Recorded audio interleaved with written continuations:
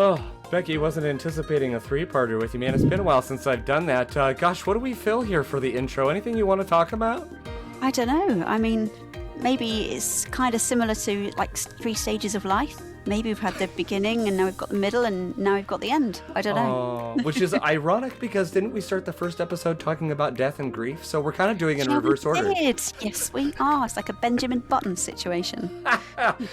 I love it. Well, you guys, welcome to the Feeding Our Young podcast. You already know what's going down, but I'm glad you listened to this intro. I hope you listened to this intro because we like having fun with them. Here we are again. We're still listening to the Feeding Our Young podcast, and we are still trying to inspire and help anybody who's out there.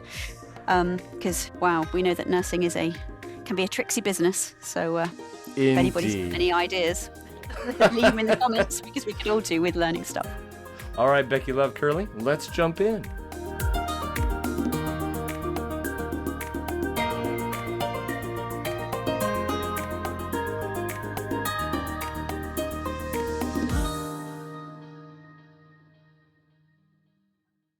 Well, welcome back to part 3. And as we insinuated in the intro, which if you didn't hear, you're going to have to go back and listen to, but I guess we're talking about the 3 stages of life. Nothing too, deep here, just keeping it simple, talking about opening up with death and grief, and then moving on to imposter syndrome. And now, here we're going to open up with kind of, I guess it is in reverse order, kind of like what I insinuated in the intro, which is that we're talking about the beginning of new nurses' careers, right? Like that burgeoning birth of the nurse. I don't know if that's a weird way of saying it, but I guess that's what it is. So we ended the last episode, Becky. Thank you for being here, talking about, hand-holding isn't a thing.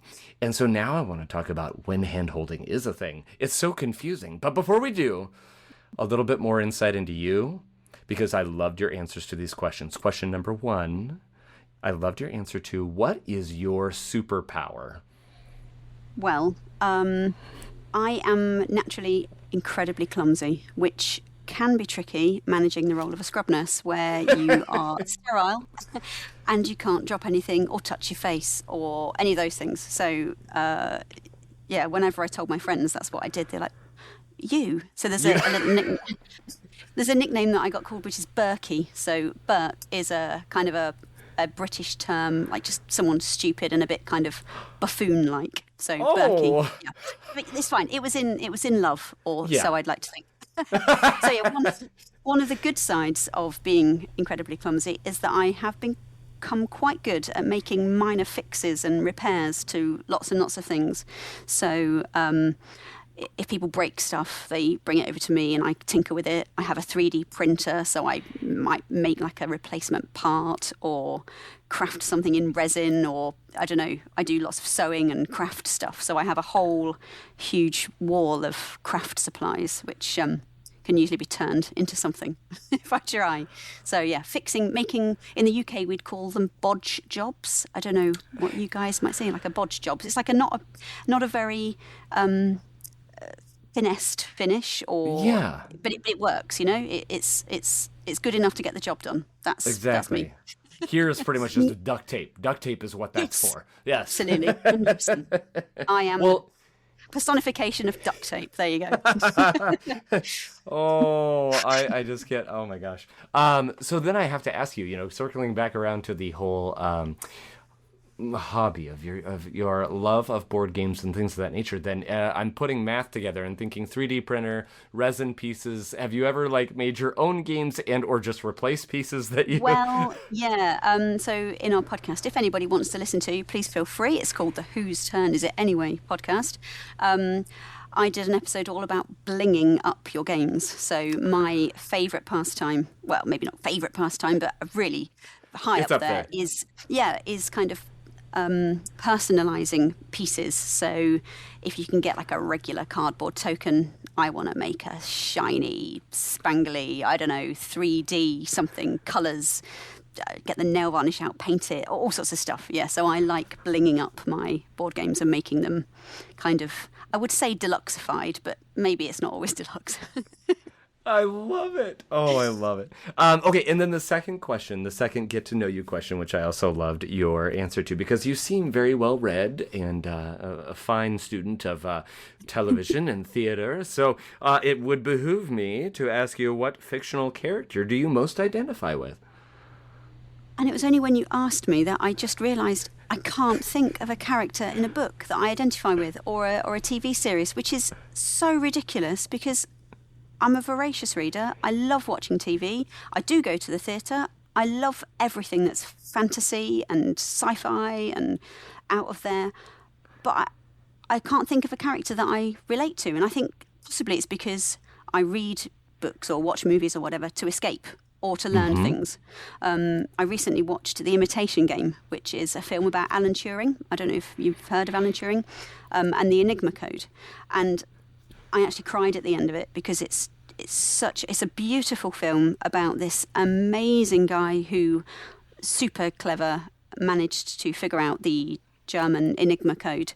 And it made me cry because of how cruelly our government treated him at the end, and our health service, which I'm so proud to be a part of, played its part in his eventual death by suicide. He was a gay man, and back then in the 40s, 50s, 60s, that was not okay. And he was given medication to chemically castrate him, and it led to his death by suicide a year later. And it's the most beautiful film, but just so heartbreaking. And I think watching films like this is just really important because it does remind us how far we've come in our acceptance of people's differences. But there is always more that we can do to remove inequality, because it's there for all to see, and we're just being naive if we ignore it and think it isn't a problem anymore. We're just probably part of the group that aren't having the problems. Absolutely. And that's what I want to say is like how far we still have yet to go. Yeah. And, again, moment of transparency, you are honored guests. They fill out a nice little form and they'll put in, I've had as much as absolutely nothing returned to me, all the way to like literally paragraphs and chapters and multi-pages of an outline.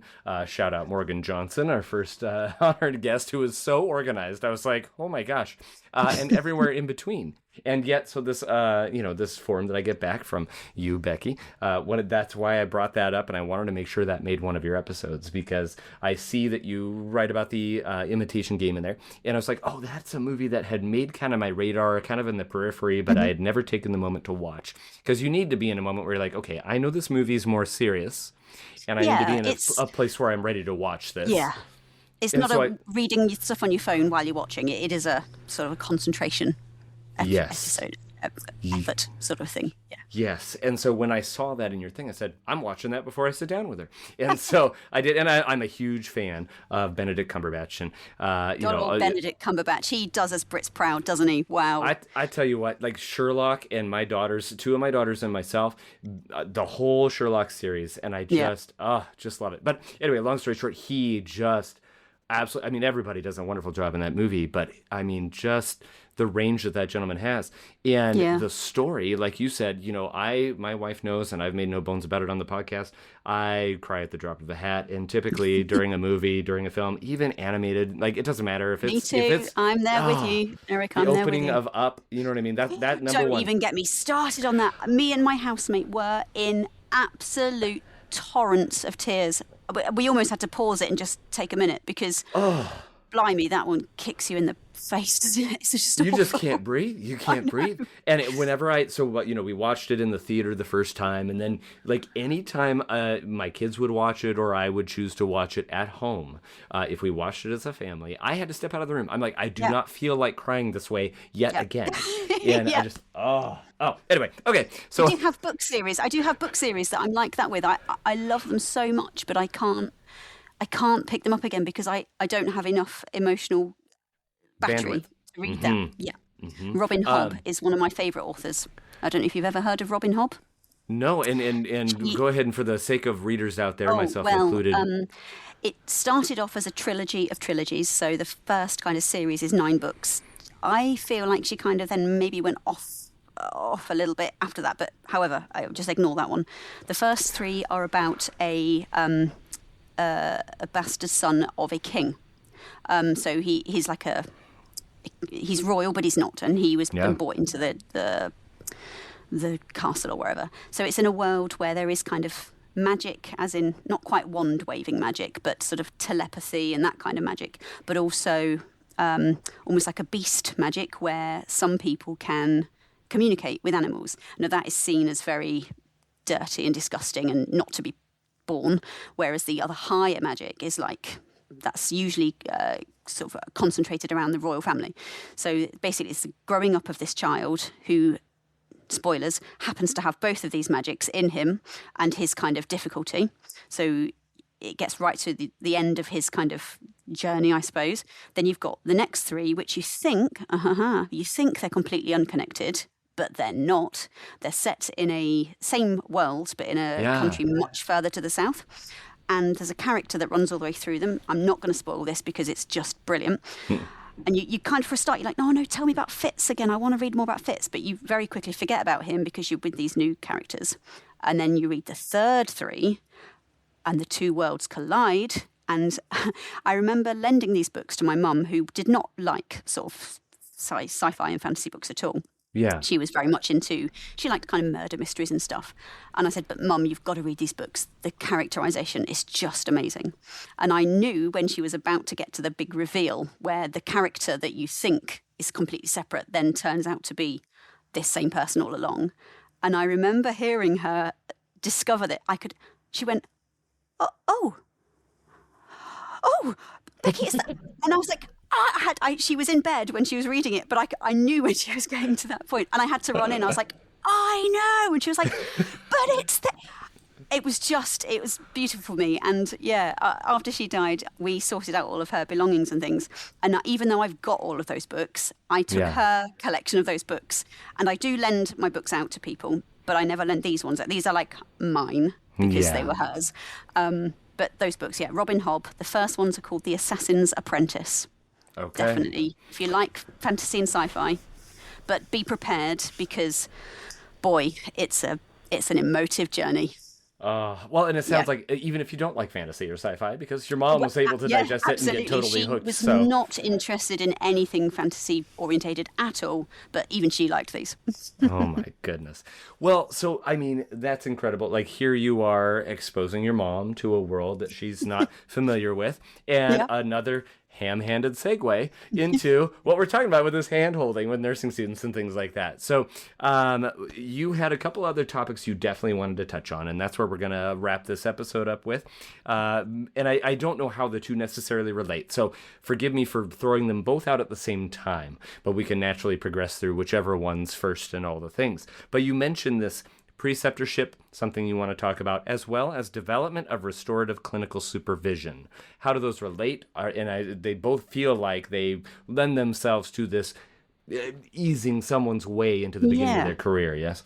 Yeah, so I feel that's kind of the space I like to occupy, is that kind of transitioning between needing your hand held, but giving someone the confidence to stretch their wings that little bit more, because I think it's only in that uncomfortability, that's not a word, but it's only in that uncomfortability when you do the proper learning, that when you feel moments of dissonance of, I haven't got this or whatever, that's when the true learning, for me anyway, happens. So the NHS, which is our lovely National Health Service, have a nationwide programme, but I guess each trust, each hospital maybe does it slightly differently. So we do a thing called preceptorship, which is our method of supporting newly qualified nurses and operating department practitioners, and to be honest, any registrant. So it could be paramedics, could be radiographers, and any kind of qualified position. It's a year-long programme of sort of enhanced support. So it's about 7.5 hours of protected time a month where you meet with your preceptor, which is kind of like a mentor really, but you don't necessarily work with them all the time. You have a scheduled meeting with them every month.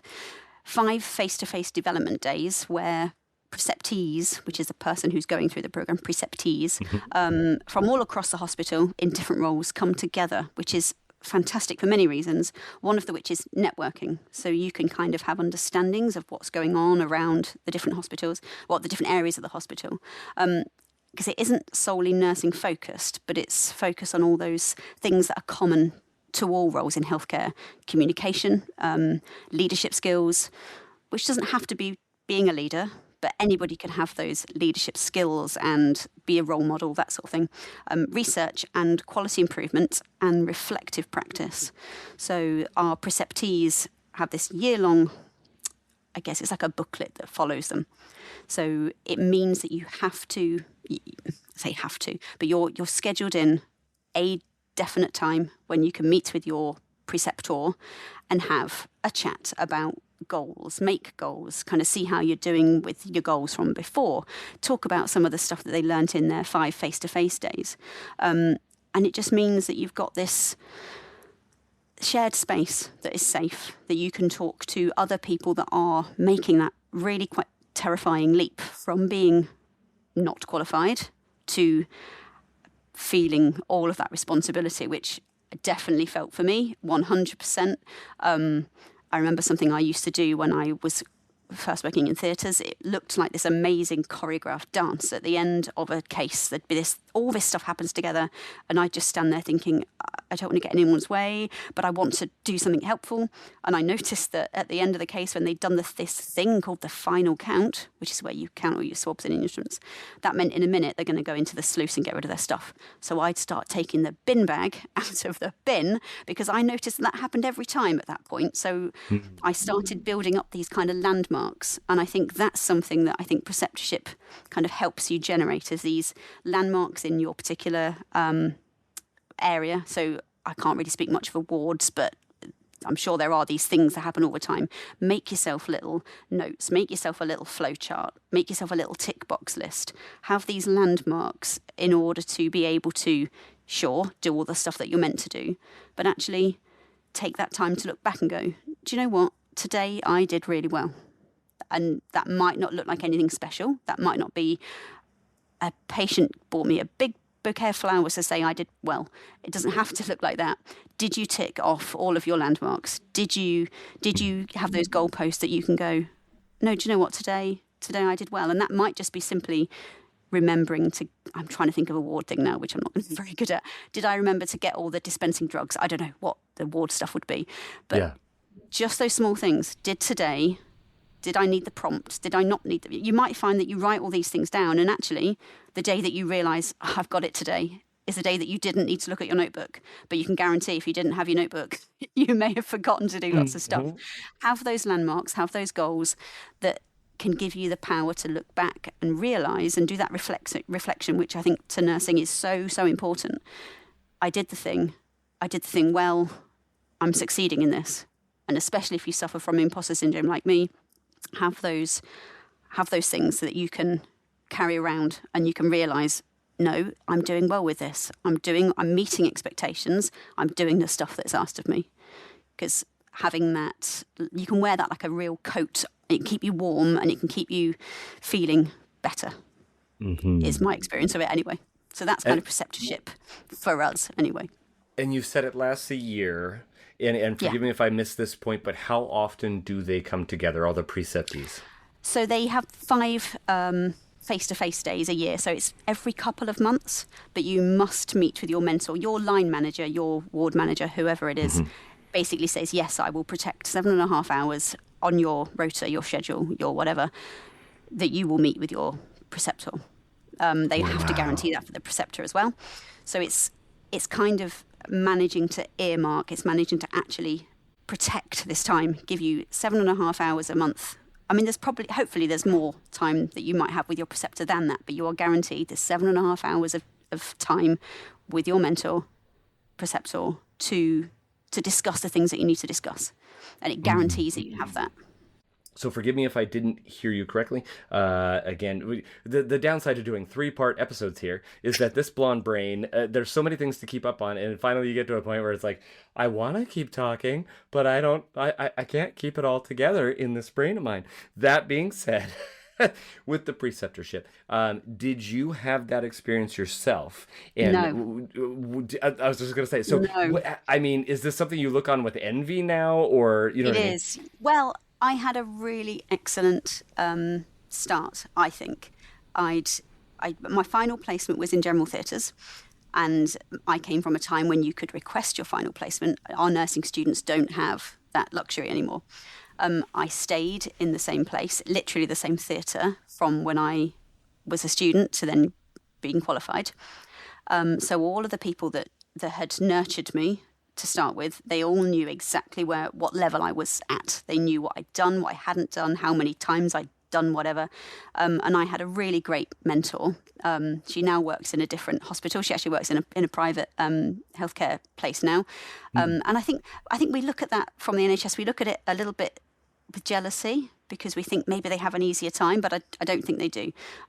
It's just different, isn't it? It's just different. Yeah. So she works there now, and she was a fantastic mentor. She, as a nurse in theatre, I hadn't learned anything about these clinical skills you need to be a theatre nurse. That is not part of our British educational sort of program, I guess. So I had to learn everything from day one being a student, whereas that is different to our operating department practitioner. And they have basically their entire 3 years of training is in theatre, in a scrub role, an anaesthetic role, or a recovery role. So as a nurse, you are a little bit disadvantaged, really. But it's strange because nurses there's still a little bit of historic, we're better than ODPs. Now, I absolutely, completely disagree with that, but I think that is still a bit of an old-fashioned kind of a thing. The ODP degree has only been in for, I want to say maybe 10 years, and the actual role of an ODP has only been sort of not quite sanctioned is the correct word, but I think the early 2000s, I think. So it's still a new role relative to nursing, which obviously goes back to the dark ages, doesn't it? Yeah. So yeah, my mentor was fantastic. She taught me everything she knew, and I hope that I give my students a similar experience to the one she gave me, which was definitely there as a handhold to start with, and then, look, I'm going to step here. I'm going to be in the theatre. I'm not going to go anywhere. I'm going to stand here though. But I've got you. You know, if anything happens, I can jump straight in. And that to me was absolutely just the best thing she could have done, because I would never have wanted to let go of the safety, the kind of safety catch. So her being there but not being involved was perfect for me, because it's hard to let go, isn't it? It's really hard. Mm-hmm. And I love that picture, because maybe this part won't even make the episode, depending on if my son's okay with it. I'm sure he will be, but we always like to check. But I literally just went to, my son is, as our children are venturing into adulthood and learning how to take these things on in themselves, he had his first doctor's appointment as an adult scheduled for this morning. And we knew it was on the books and all things. And last night he's like, hey, Dad, and we're in that awkward time where it's like, sometimes, it's like, hey, can I talk to you about some stuff? Yeah, let's go for it. And other times I can't get a word out of him. And so last night I come home from work and he's like, hey, Dad, my appointment's tomorrow morning. I was like, oh yeah, you ready? Do you need to, did you make your list of things you want to make sure you want to talk about? Yeah, he goes, you're coming with me though, right? I said, do you want me to? And he said, yeah, absolutely. And so this morning, of course, then you fast forward to this morning and, he had stayed up late and all the things, got up early for this appointment and is just not super talkative. But I just said, hey man, I'm here for you. I will be in the background. You're the one doing the, and he's on the autism spectrum, high functioning. So it's this extra challenge of learning the social cues and all that. So I just said, I'm here in the background. You make sure you let them know that you've invited me here. And then if you need to refer to me for something, great. But otherwise, I'm not talking. I'm just here as that safety net that you're talking about. Yeah. And it's just so important, I feel like, especially in nursing, any career, when you're starting off new, to have those resources. So the takeaway for anyone out there listening, please, obviously, if your facility, if wherever you're going, wherever you start practicing doesn't have preceptorship, formalized, if you don't have a mentor, find one, even if it's informal. Hey, do you mind taking me under your wing? You seem like a person I can get along with, someone I resonate with for some reason. Can you help me navigate these difficult things that you don't learn in school, right? Yeah, definitely. I think I would have liked to have kind of maybe chosen someone who maybe not in this particular setup because the person I had was fantastic, but in other like ward bases where I didn't naturally feel that this is my kind of area, I would naturally gravitate to the people that looked really competent but calm, because I think they were the things that I felt that I lacked. Definitely didn't feel competent, definitely didn't feel calm.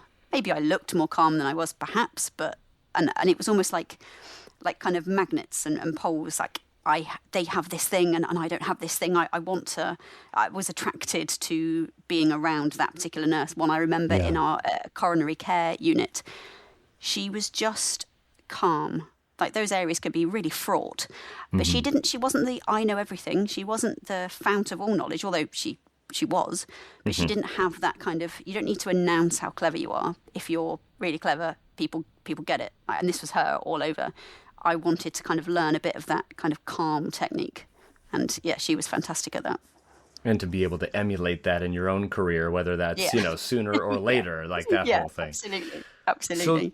So then the last topic before we kind of close in our semi-traditional manner, you also wanted to talk about this RCS, Restorative Clinical Supervision. What is that? What does that look like? So it sounds really very scientific, doesn't it? Restorative Clinical Supervision. My clinical practice is being supervised or something awful, and I think it's intended to.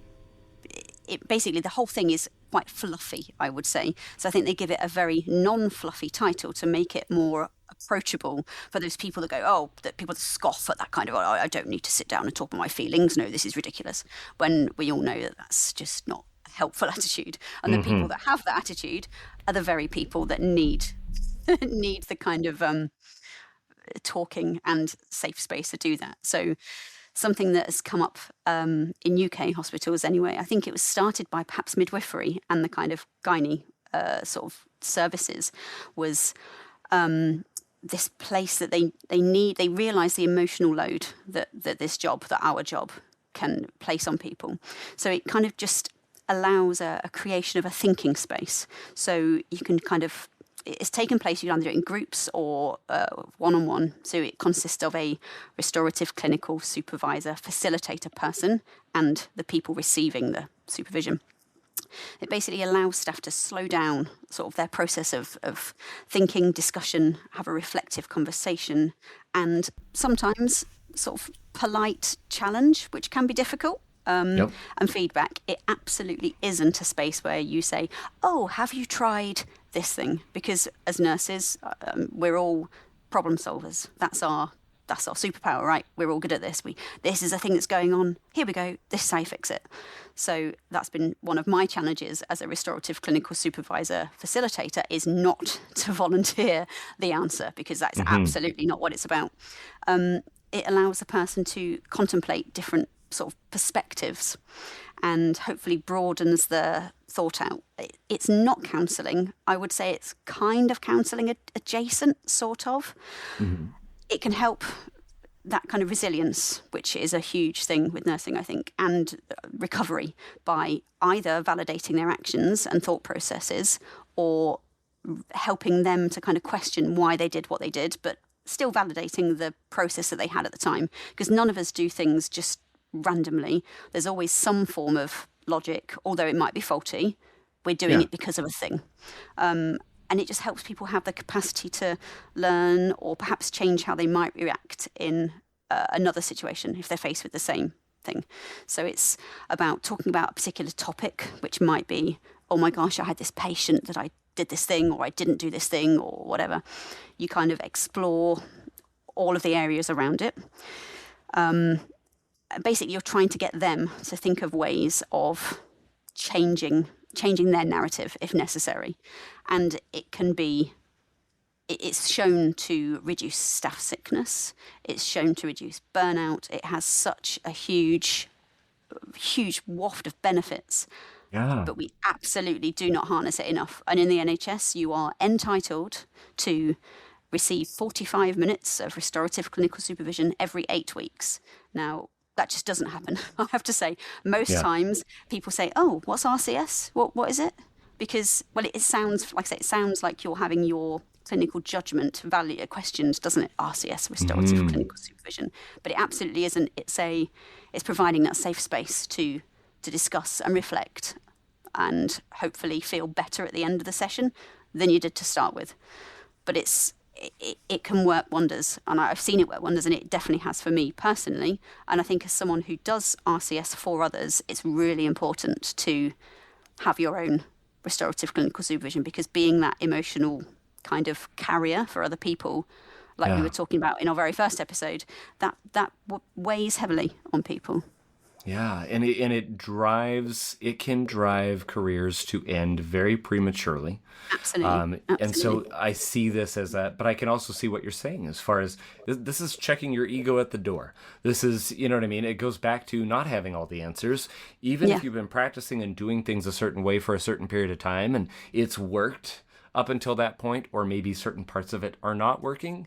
And to, like you said, you're going to feel questioned, but that's not as long as that's not the heart of it, as long as it's not punitive, then it is absolutely beneficial. I would love to have had that, you know what I mean? Going through it, as opposed to hitting your knee on the furniture in the dark. Maybe someone shines a little flashlight for a minute and goes, hey, see what you're doing, you moron, without saying that. But you know what I mean? Like that's how I talk to myself. It's helping them realize, wait, I have a flashlight here in my pocket. Why don't I just use that for a minute? That's having those, you really, as a person who loves to solve problems, that's why I board game, that's why I love it.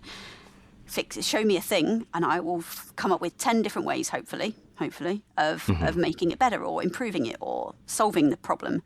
But that isn't realistic, and you can't tell the people that you're helping facilitate RCS. You can't say, it's so obvious why you're... Obviously, can't you see? This is why it's happening like that. There's a fantastic video that they show you in the when you're learning to be an RCS facilitator. And it's a really silly video. This person has a huge nail driven into their forehead. I don't know, have you seen, maybe, I don't know if you've seen it. It's probably on YouTube. No, this is fantastic. I'm going to look it up. Try and type it. It'd be something like RCS nail forehead, something like that. And basically, this woman is going, this is just pain, and I can't seem to, nothing I do gets rid of it. And the guy is like, but have you thought of that? She's like, you're not listening to me. Every time I try and pull on a jumper, I just feel like this is heavy weight. And he's like, I think I can see the problem. And it's such a perfect example of stop trying to fix people's problems, listen to their experience, and then you come to the bottom of it. Like, if she could shine a mirror, she can see there's a nail in her head, but that's not her issue. She needs to talk about what's going on for her, and he's just trying to solve the problem, which I think is it's definitely a thing that happens in relationships. I think I like to phrase it as people generally want one of 3 H's. If they're having a problem, they either want to be heard, they either want to be helped, or they want to be hugged.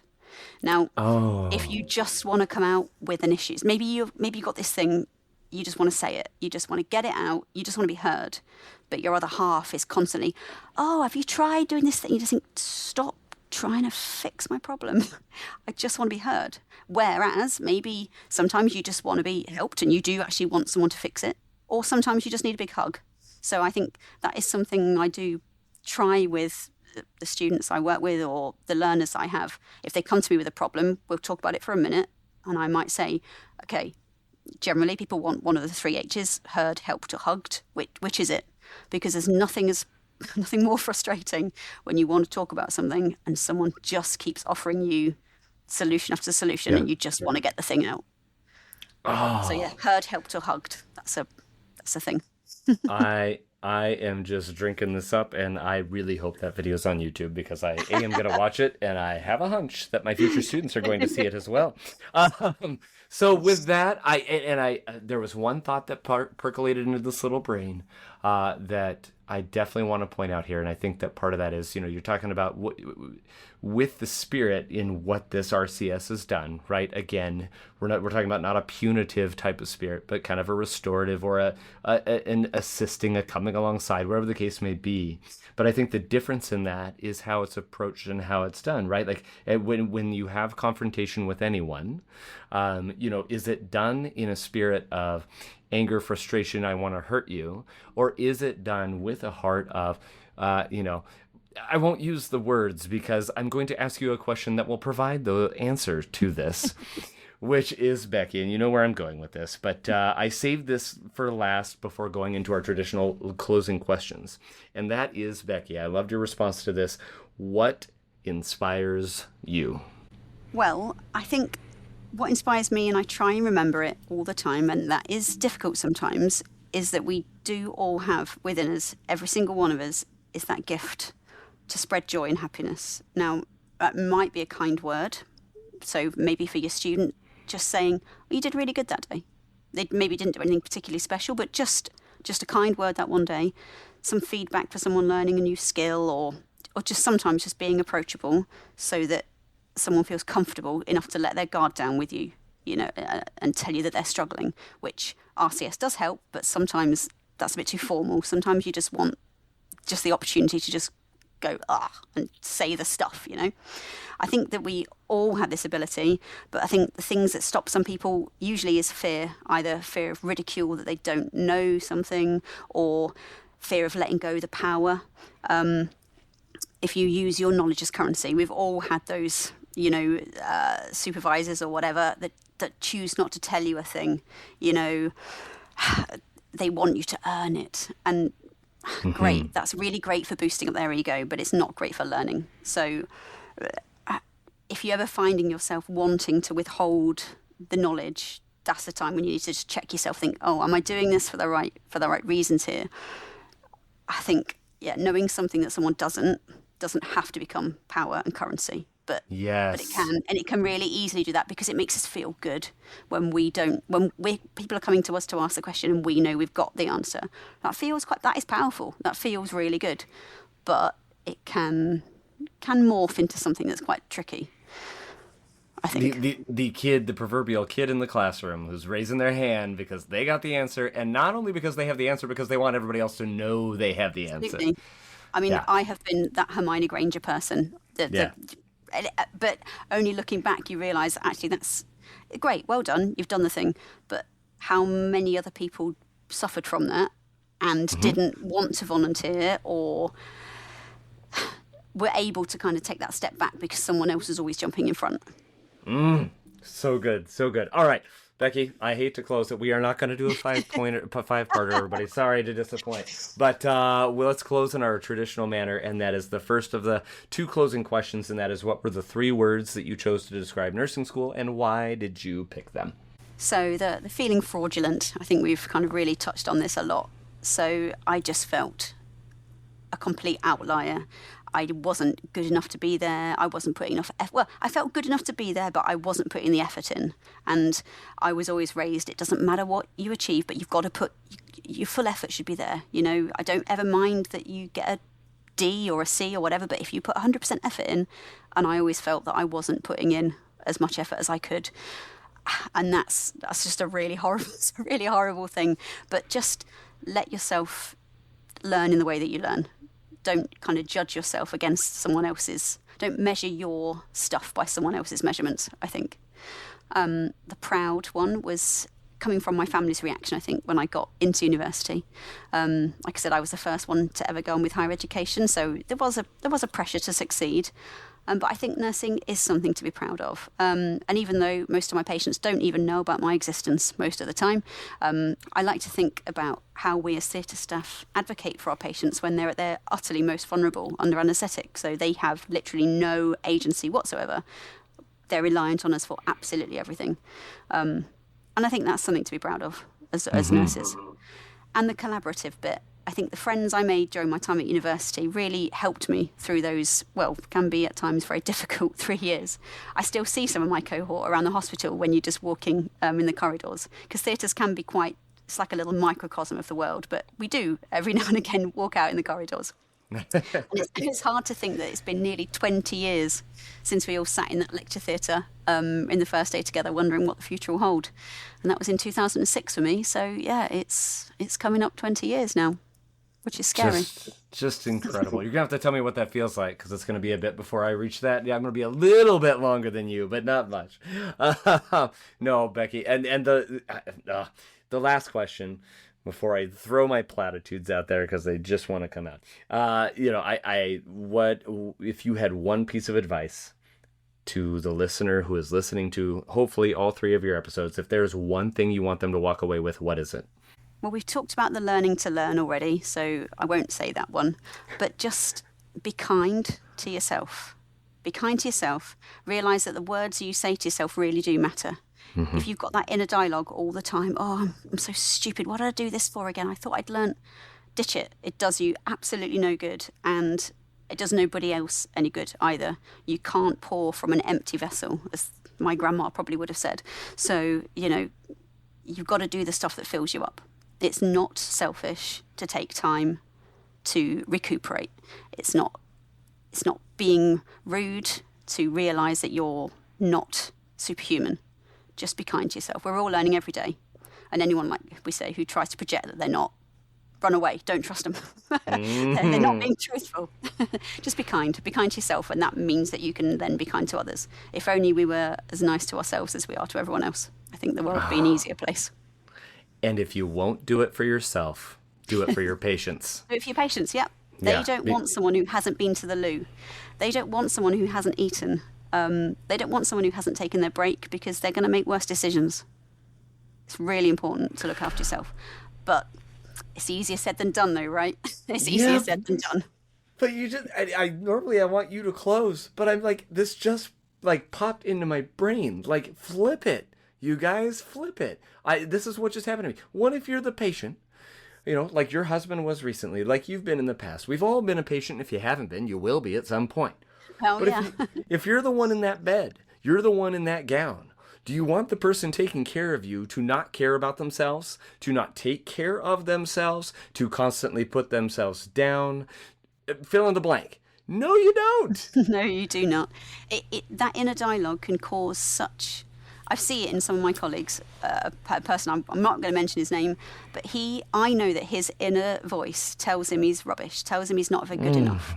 And I just wish he could see what everyone else can see, because he's such a sweet, thoughtful, giving person. But he'll never see that, because he won't let himself see that. And this job's hard enough as it is, without you being down on yourself too.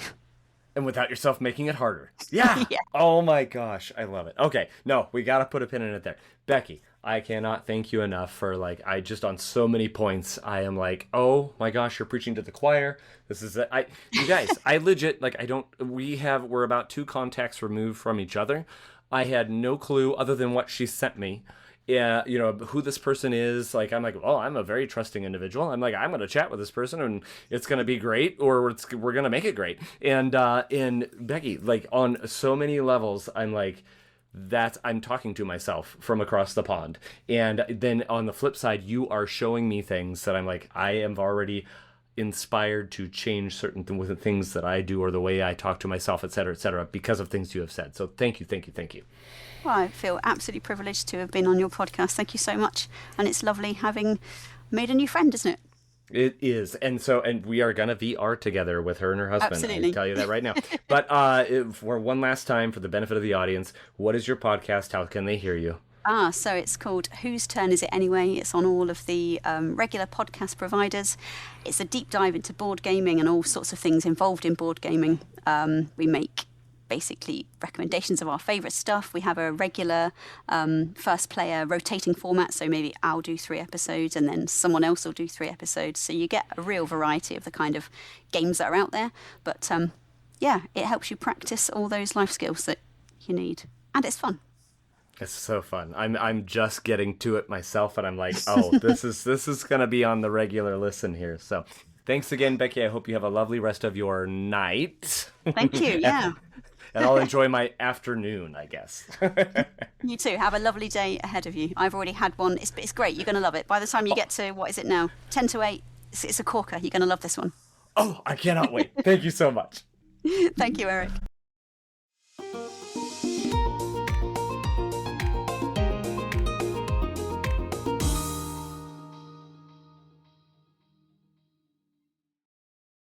Here's what's happening on the next episode of Feeding Our Young. I literally I think I have 3 journals at school, and they all have like different things in it. One of my roommates got me this like gratitude journal, and so sometimes if I'm like, okay, I need to write down what I'm thankful for. Like, I'm just feeling that way. I'll write in that one. Or I have another journal. I think my roommate freshman year, her mom gifted it to me. And I didn't pick it up until last year. And I was like, oh, I forgot about this. And so now I just, write things about my life down, literally pen to paper. And this, talking about this also just made me think that I have a ritual that I do before every test. It kind of goes along with journaling. I've been doing this since I got into upper division nursing. Before every single test, I will sit down. I take my test in the library. So I'll sit down. I write out everything I'm feeling on my phone. And it's really just helped me. I write down that I've studied, that I'm smart, that the powers beyond will help me get through this, and I have succeeded, I've gotten this far. So I just write down everything that I'm feeling.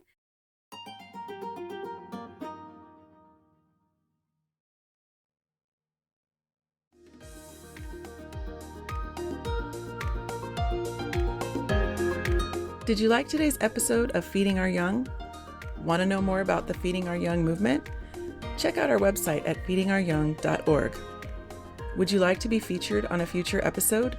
Maybe have Eric bring his unique brand of encouragement to your nursing students or nurses?